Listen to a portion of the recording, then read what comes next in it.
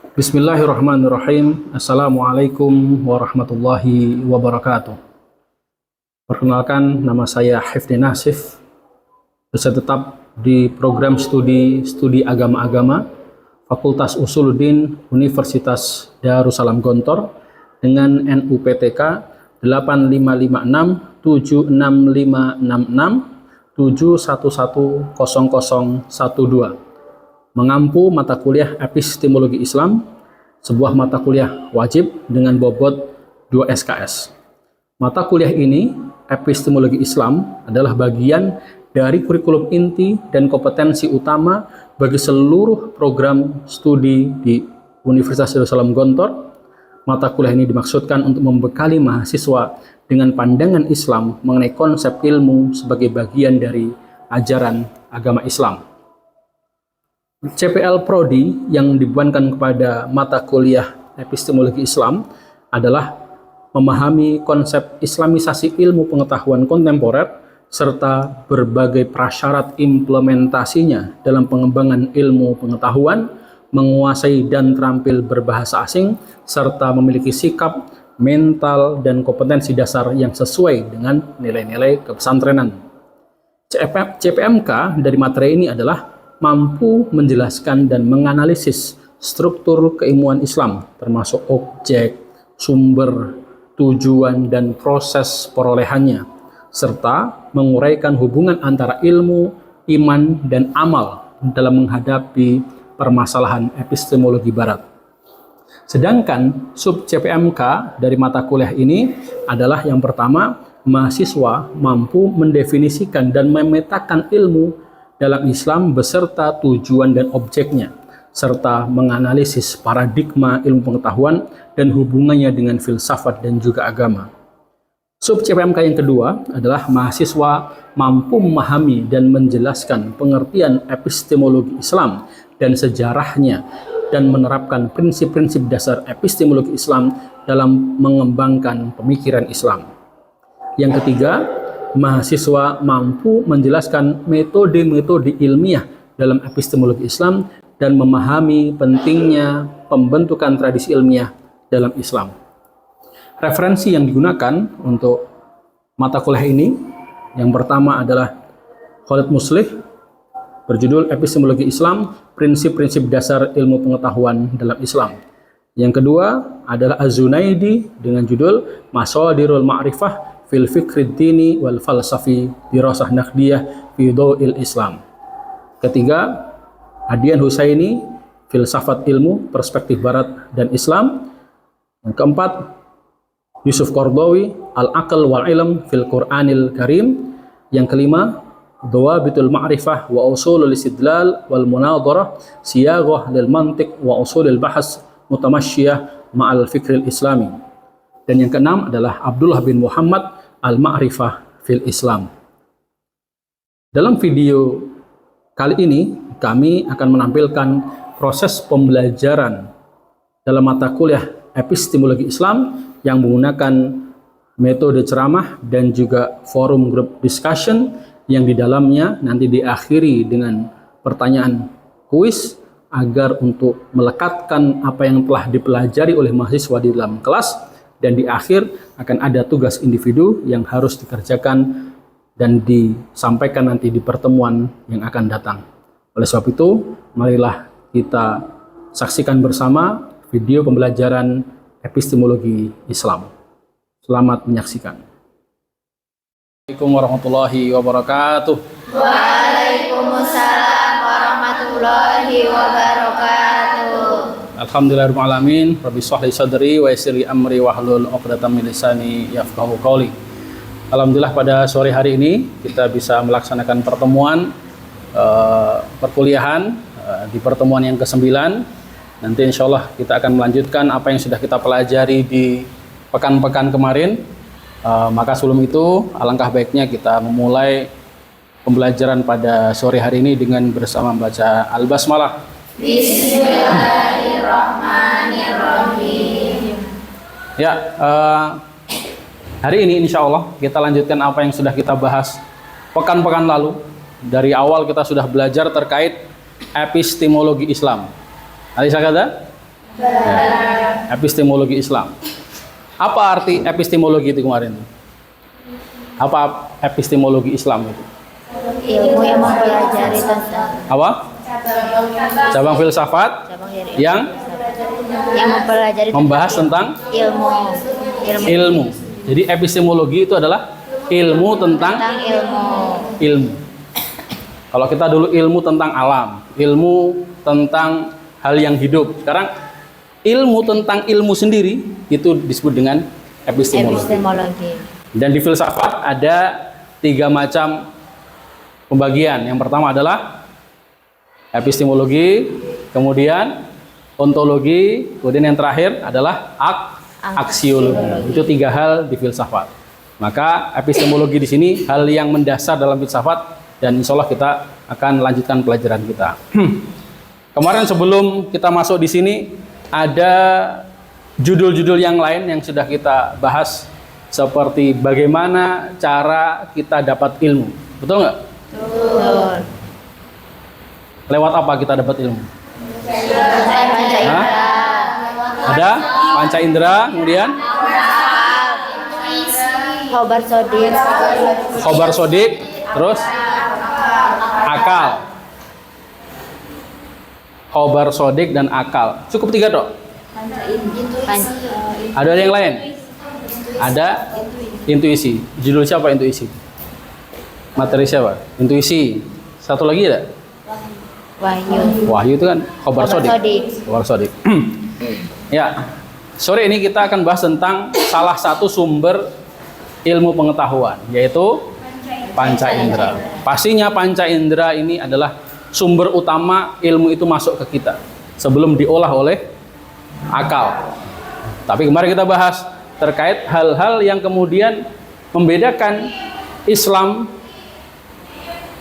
terkait ilmu dan Barat terkait ilmu. Kalau Barat ada wahyu apa enggak? Enggak. Mereka hanya mengandalkan panca indera, kemudian masuk ke akal, dicerna oleh akal. Tidak ada wahyu di situ, tidak ada khobar sodik di situ. Maka di Islam ada khobar sodik. Ya, kita akan bahas yang pertama yaitu terkait panca indera dalam epistemologi Islam. Panca, ada berapa panca? 5. Kalau 4? Kalau 3? Kalau 2? Kalau 1? Kalau 8? Nah, 8 sabta. Kemudian 9? 10? Dasar. Ya, panca indera 5. Apa panca indera itu? Hah? Ada 5. Yang pertama apa? Penglihatan. Kemudian yang kedua? Nah, kemudian peraba. Ya, pencium. Terus? Terakhir apa? Apa sini? Pengecap. Nah, pengecap. Kemudian dari sini kita, dari 5 hal itu, bagaimana kemudian panca indera ini bisa kemudian menangkap rangsangan-rangsangan dari luar, kemudian bisa diolah menjadi pengetahuan. Kita lihat di sini. Ini whiteboard. Kita tahu warnanya putih dari panca indera. Ini kayunya dari kayu, dia karena dari panca indera.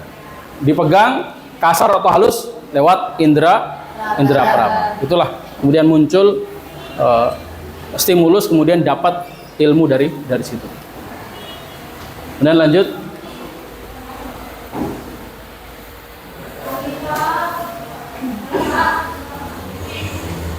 Ya, panca indera ini di dalam Al-Quran ada dasarnya. Jadi bukan klaim manusia saja, kemudian manusia punya panca indera untuk dapat ilmu, tidak. Ternyata Al-Quran juga menyampaikan bahwasannya panca indera itu memang termasuk alat untuk mendapatkan ilmu pengetahuan. Itu pasti. Namun yang pertanyaannya adalah bagaimana kemudian panca indera itu memproses ilmu itu sehingga difahami. Apakah semua orang yang punya panca indera bisa dapat ilmu? Tidak. Bisa nggak? Belum tentu. Misalnya, kita punya mata bisa melihat nggak? Bisa. Tapi bisakah kita melihat sesuatu di balik tembok itu? Tidak. Berarti apa? Ada batasannya. Ada batasan. Kita mendengar, bisa dengar sekitar sini bisa. Tapi dengar di luar gedung ini mungkin terbatas. Yang lain misalnya, kita bisa merasakan makanan. Itu manis, asam, asin bisa. Tapi kadang-kadang meskipun kita memakannya, tapi kadang rasanya itu beda. Sama yang di Kapan contohnya? sakit. Enggak harus sakit pasti beda karena dia Kepanasan. ya beda. Misalnya kita makan nasi goreng, kan enak ya. Ya. Nasi goreng Chinese food gitu. Halal, enak. Tapi kemudian antum mau makan nasi goreng itu sebelum ujian skripsi. Sejam lagi antum ujian skripsi. Makan nasi goreng itu dengan kira-kira ketika sudah selesai skripsi itu rasanya bagaimana? Beda. Sama juga ketika kita dapat kabar baik, kemudian kita makan makanan itu ya enak. Tapi kalau kita dapat kabar buruk misalnya, itu kayaknya kok meskipun rasanya sama, tapi yang sampai ke dalam kita itu beda. Makanya itu keterbatasan daripada panca indera. Maka panca indera itu bisa diandalkan karena itu pintu masuk, tapi tidak bisa kemudian hanya panca indera saja. Enak nggak makanan itu? Sebelum skripsi tadi, enak nggak? Nggak enak. Padahal enak sekali. Padahal enak sih. Misalnya setelah acara ini, misalnya kita makan ayam misalnya. Misalnya ayam. Ayam apa? Ayam goreng. Ayam lodo misalnya. Tahu ayam lodo? Ayam lodo apa ayam lodo? Hah? Khas mana itu? Khas Blitar. Itu makan setelah kita selesai sesuatu itu enak, tapi ketika kita dapatkan kabar buruk, makan itu belum tentu enak. Kemudian lanjut. Nah, ini keterbatasan panca indera. Apa contohnya di situ? Bintang tampak kecil padahal besar. Makanan tampak kecil tapi belum tentu enak. Ya. Tampilan dapat menipu. Setelah ini coba antum ngobrol ya, 2 menit ya. Ngobrol 2 menit. Kira-kira contoh apa cerapan dari panca indera itu yang tidak sesuai dengan kenyataannya. Ya, antum ngobrol berdua. Antum coba satu contoh saja. Apakah contoh bahwa apa yang terlihat di panca indera itu kadang tidak sesuai dengan kenyataannya?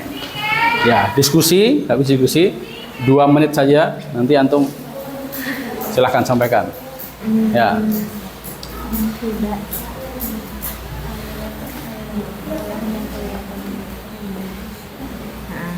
Antum berdua, antum sama siapa? Ini. Satu contoh aja.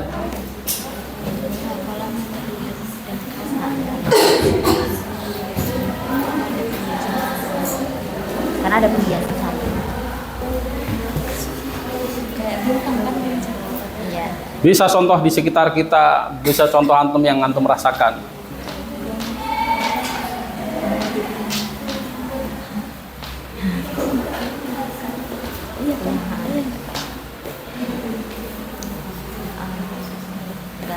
Kalau di sini kan contohnya ini, tapi ya belum terlalu jelas ini, masih terlalu umum. Sudah? Siapa yang punya? Royun. Ya. Seperti ketika siang hari, terus kita di siang hari kita mungkin lewat jalan di aspal itu seperti melihat. Padahal kayak di mata terlihat sebagai air, tapi ketika didekati tidak ada apa-apa. Berarti kita jangan tertipu dengan panca indera mata saja, tapi harus dilihat secara realnya, benar nggak itu ada air. Katanya di padang pasir juga seperti itu. Kadang ada kayak seperti oase itu, didatangi ternyata nggak ada. Yang lain misalnya di sana kok kayak ada sesuatu yang bagus, ternyata di sana cuma hal yang kurang jelas itu. Yang lain, siapa yang punya masukan? Contoh bahwa panca indera kita ini kadang-kadang tertipu. Coba, nah antum. Air kolam yang terlihat dangkal, namun sebenarnya dia memiliki kedalaman yang lebih dalam. Betul gitu ya? Air kolam itu ada ya kelihatan dangkal, tapi ketika di ini dalam, betul. Itu ilmu apa itu? Fisika. Ada pembiasan gitu ya? Pembiasan cahaya. Atau sendok dimasukkan ke dia bengkok. Kemudian kalau diambil, betul. Yang lain, antum apa contohnya? Bumi, kita merasanya bumi diam, tapi ternyata Ini lebih luas lagi nih. Bumi terasa diam, ini terasa kita diam, tapi ternyata berputar. Kita merasa bahwa matahari yang berputar, padahal kita ini yang berputar. Kita yang berputar. Kita tidak merasakan. Ya. Mungkin yang belakang satu lagi mungkin. Antum?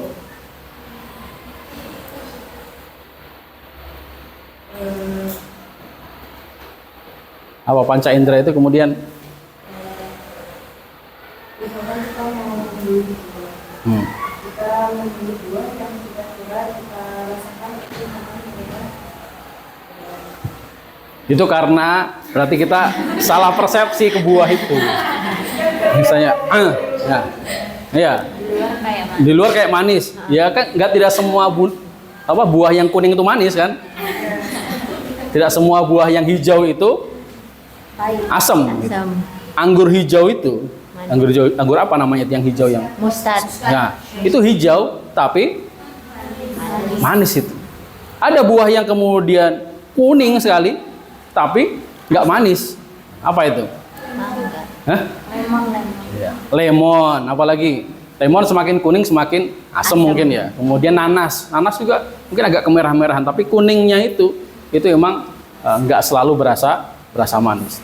Kalau kita lihat contoh di sini, ini, nah, makanan tanpa lezat tapi belum tentu enak. Nah ini sekarang ini, sekarang kan di mana-mana makanan itu yang penting itu penampilannya, rasanya itu nggak tahu. Jadi sekarang itu yang ada ilmu tentang mengatur makanan itu, komposisinya makanan itu. Makanya sekarang menghias makanan itu lebih mahal daripada makanan itu sendiri. Enak itu tapi ternyata plastik, apa itu? Yang mainan orang itu, mainan lilin, ada orang buat itu. Ya, jangan tertipu dengan panca indera. Jadi kita sebagai orang Islam ini, panca indera adalah memang gerbang masuk ilmu, tapi harus ada akal untuk mengolahnya. Ya, klasifikasi menurut Ibnu Sina. Apa indera lahir itu? Tadi mata, telinga, hidung, lidah, kulit itu indranya. Indra batin apa? Al-his, al-mustarak, al-khayal, al-waham, al-hafiz, al-mutakhayyilah, mengetahui indrawi, imajinatif, rasional. Apa yang namanya al-his, al-mustarak? Al-his, al-mustarak itu adalah bagaimana panca-panca indera itu tidak bisa berdiri sendiri. Ketika orang makan sesuatu, itu coba kita makanan yang manis tapi antum pilek ya, tidak bisa mencium itu. Itu beda dengan rasanya ketika orang tidak pilek makan. Betul nggak? Nah, itu berarti ketika mengecap sesuatu ternyata hidung kita juga berfungsi.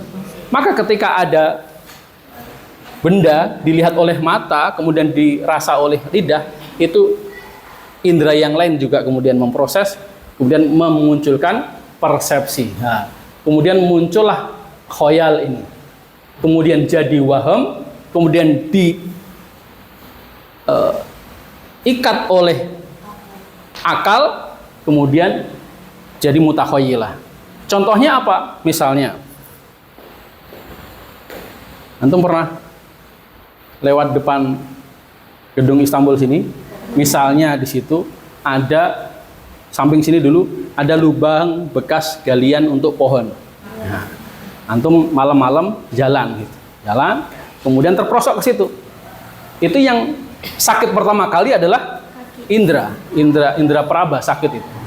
Kemudian indra itu dari sini diolah oleh akal, kemudian dicerna oleh waham, diikat oleh hafidhoh, kemudian mutakhayyilah, dia kemudian membuat suatu kesimpulan bahwasanya suatu saat nanti ketika saya jalan di sini, saya jangan kemudian masuk atau melewati jalan yang sekarang.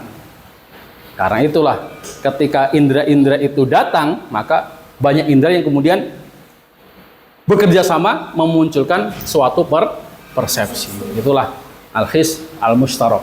Nah, ini klasifikasi menurut Ibnu Sina. Ibnu Sina ngambil dari siapa? Dari Aristoteles. Nah, siapa Ibnu Sina ini? Filosofi. Siapa? Ya. Siapa selain Ibnu Sina yang antum tahu? Pertama siapa? Pertama. Filosof pertama itu Al-Kindi.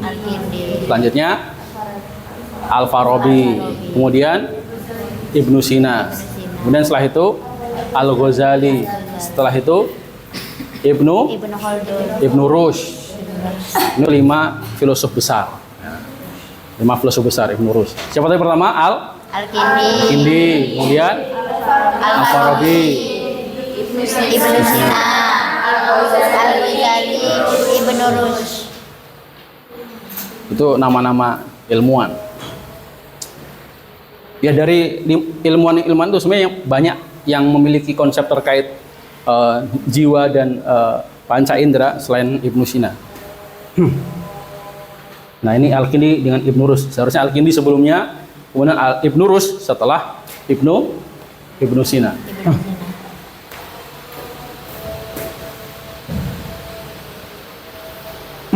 Ya.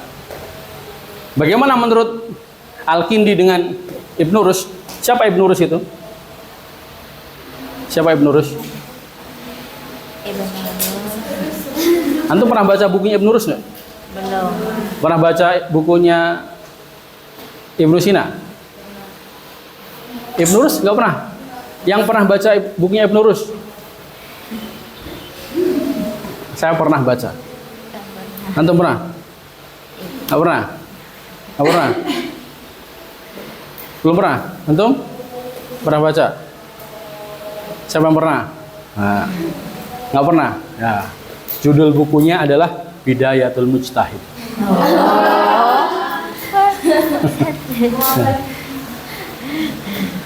Itu kitabnya Ibnu Rushd. Lihat aja mu'alifnya. Ibnu Rushd. Ibnu Rushd itu adalah seorang ahli fikih, filosof. Nah, situ. Dulu tuh orang ahli itu bukan satu, tapi dia banyak ahli. Ibnu Sina itu filosof, dokter, kemudian ada yang katakan sufi juga. Wah, banyak hal. Ahli fisika juga, ahli kimia pasti karena dia dokter. Itu Ibnu Sina. Makanya Ibnu Rushd kita pernah belajar bukunya. Tentang apa? Bukan tentang filsafat, tapi tentang fikih, hukum fikih. Namanya kitab Bidayatul Mujtahid. Baru tahu ya Bidayatul Mujtahid ya? Belum pernah belajar itu? Pernah. Dan kita diuji berkali-kali Bidayatul Mujtahid. Padahal bukunya tebel itu. Kira-kira kita yang sudah banyak belajar ini bisa nggak buat buku ya 1/10 aja lah dari Ibnu Rushd itu. Makanya orang dulu mungkin belajarnya itu dari apa yang mereka dapatkan itu, kemudian mereka hafal dan mereka tulis. Maka pentingnya untuk menulis sesuatu itu karena itu jadi peninggalan kita. Coba dulu Ibnu Rushd tidak menulis, kita nggak tahu namanya Ibnu Rushd, tapi karena beliau menulis kita tahu. Lanjut.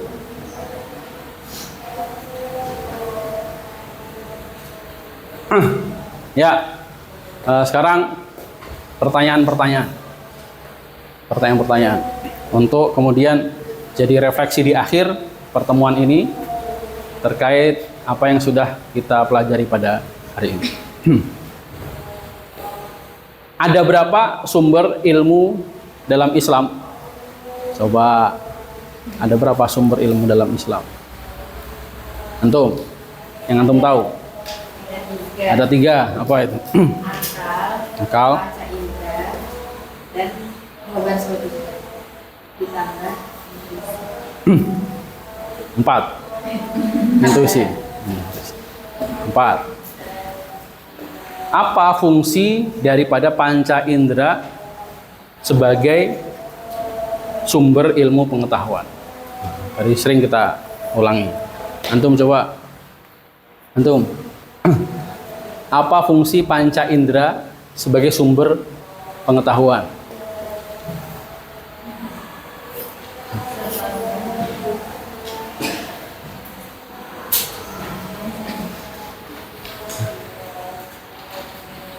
Sebagai pintu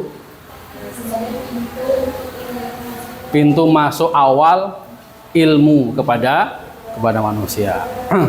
Terus, apakah kelemahan daripada panca indera? Apa kelemahan panca indera? Antum? Kelemahan dari panca indera, tidak semua yang kita lihat itu sesuai dengan apa yang kita lihat. Apa yang dirasa dilihat oleh panca indera belum tentu itu hakikatnya. Jadi kekurangannya di situ. Harus diolah pakai akal. Bahkan mungkin harus disesuaikan dengan ayat Al-Qur'an kadang-kadang. Ya. Kayak tadi kita melihat matahari itu seperti bergerak. Di ilmu pengetahuan pakai akal, oh ternyata tidak seperti itu. Dicocokkan lagi dengan Al-Qur'an, ternyata juga tidak seperti itu. Maka jadi sumber yang otentik itu dengan menggabungkan banyak sumber tadi itu. Nah, sekarang kesimpulan dari panca indera sebagai sumber ilmu pengetahuan. Nah, siapa yang bisa menyimpulkan dari apa yang kita pelajari pada hari ini? Ya, silahkan. Tangan. Siapa yang bisa? Ya, kesimpulan. Kesimpulan dari pembelajaran kita hari ini adalah bahwa panca indera merupakan salah satu dari sumber masuk ilmu pengetahuan yang kita dapatkan. Namun dari panca indera sendiri dia tidak bisa berjalan sendirian karena dia terbatas dan apa yang didapatkan oleh panca indera tidak selalu pada hakikatnya. Sehingga kita membutuhkan akal, juga wahyu atau basari dan juga intuisi untuk membenarkan apa yang diterima oleh panca indera. Masya Allah. Nah, ini tepat ini. Jadi mempergunakan panca indera dengan sebaik-baiknya, tapi tidak mengandalkan satu hal itu, tapi butuh dengan sumber-sumber yang lain. Semoga yang kita pelajari pada hari ini dan juga pertemuan-pertemuan sebelumnya bisa bermanfaat bagi kita semuanya. Amin. Dan juga bisa memberikan berkah bagi keilmuan kita. Untuk itu di akhir dari pertemuan ini malah kita bersama berdoa kepada Allah dengan mengucapkan Allahumma anfa'na bima 'allamtana wa 'allimna ma yanfa'una warzuqna ilman tanfa'una fid dini wad dunya wal akhirah. Nashkurukum ala husnil ihtimam. Assalamualaikum warahmatullahi wabarakatuh. Waalaikumsalam warahmatullahi wabarakatuh. Jazakumullahu khairan katsiran ya Ustaz.